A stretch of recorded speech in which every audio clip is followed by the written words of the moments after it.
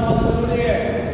प्रभु यीशु मसीह जब हमारे लिए मरा, दुखों को सहा, तीसरे दिन मुर्दों में से विजयी हुआ, पुनरुत्थान दिवस के रूप में वो अपने जीवन को फैलाता है, तो मृत्यु का अधिकार वहीं समाप्त हो गया। बराबर है ना?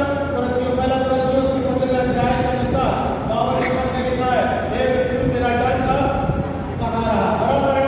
मृत्यु को परमेश्वर ने, प्रभु यीशु मसीह ने हरा दिया। आप दोबारा दूसरा पुनरुत्थान,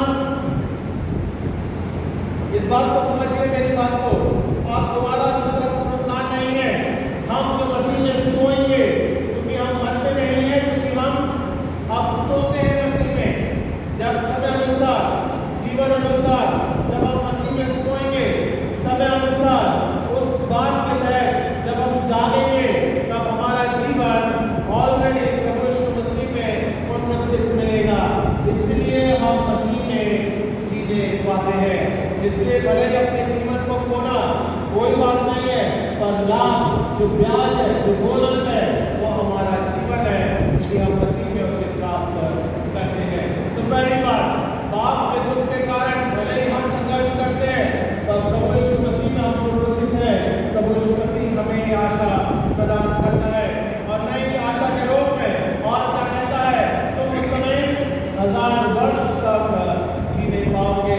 प्रभु यीशु मसीह की कल्पना और योजना 1000 वर्ष के रूप में, एक दिन 1000 वर्ष और 1000 वर्ष एक दिन के बराबर है ना? और हमारा भविष्यवाणियां देखते हैं, अब प्रभु यीशु मसीह आने वाला है, अब आने वाला है, अब उतरने वाला है, अब होने वाला है। नहीं, आपने देखा होगा कुछ ऐसे भविष्यवक्ता आज भी खड़े हुए होंगे, है ना? प्रचार कर रहे होंगे, वो समय हमको, और हम जानना भी नहीं चाहते हैं। हम ये जानते हैं कि हमारा विषय ये है, क्या हमारा ध्यान इस प्रकार से होना चाहिए कि मैं परमेश्वर के साथ उसके राज्य की संगति को करने, हमारा आत्मिक दृष्टिकोण ये होना चाहिए। ठीक है, प्रभु यीशु मसीह जिस घड़ी में आए कोई बात नहीं, मेरा आत्मिक जीवन जब प्रभु यीशु मसीह में सोए या उसके साथ जब हम संगति करें, तब हम उसके साथ जीवते उठाए जाए। ये हमारा आत्मिक दृष्टिकोण होना चाहिए।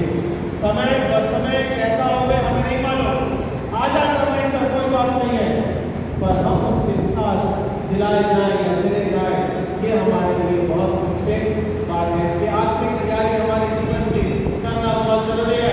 आत्मिक तैयारी हम बड़े दिन करते हैं, हम ईस्टर दिन करते हैं, पकवान बनाते हैं, कपड़े लगाते हैं, ये करते हैं, वो करते हैं, तमाम संसारिक जीवन की तैयारियां करते हैं, पर हम हमारे उस प्रकार से आत्मिक आनंद की भी तैयारी करने पाए, आत्मिक आनंद के रूप में तैयारी कराने पाए, मसीह के वचन के तहत उस आत्मिक जीवन के रूप में तैयार करने पाए। क्योंकि वो घड़ी, वो समय का द्वारा जिस प्रकार से परमेश्वर कराता है, वो कब आएगा हमें नहीं मालूम है। इसलिए अपने जीवन को तैयार करना बहुत जरूरी है। चाहे युग बुरा हो, चाहे समय कैसा भी हो, समय काल कैसा भी परिवर्तित हो, उस समय कोई मतलब नहीं है। अपने आत्मिक जीवन की तैयारी को हम बनाए रखना बहुत जरूरी है। दूसरी बात, अंधकार की शक्तियों के विरोध हम जब लड़ते हैं, तब परमेश्वर उसमें हमारी मदद करता है। अंधकार की शक्तियां प्रबल होती हैं, पर हमको और आपको विजयी हो करके उस पर प्रभुता करनी है। अंधकार की शक्तियां चाहे जैसे भी हो, परमेश्वर चाहता है कि हम उसके ऊपर विजय को प्राप्त करें।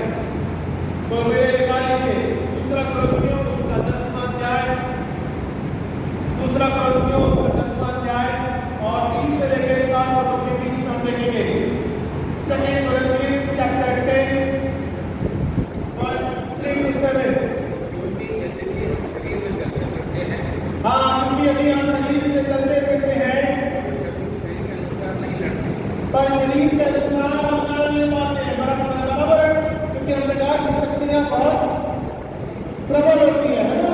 आप किस घड़ी सोचते हो कि मैं फास्ट रखूं, किस प्रकार से मैं परमेश्वर के साथ अपने जीवन को रखूं, और फिर उसके बाद में दूसरे पल में हम पानी, है ना, जब भूख लग जाती है, क्या नया चीज देखते हैं व्हाट्सएप पे आजकल ज्यादा आता है, नहीं then your fast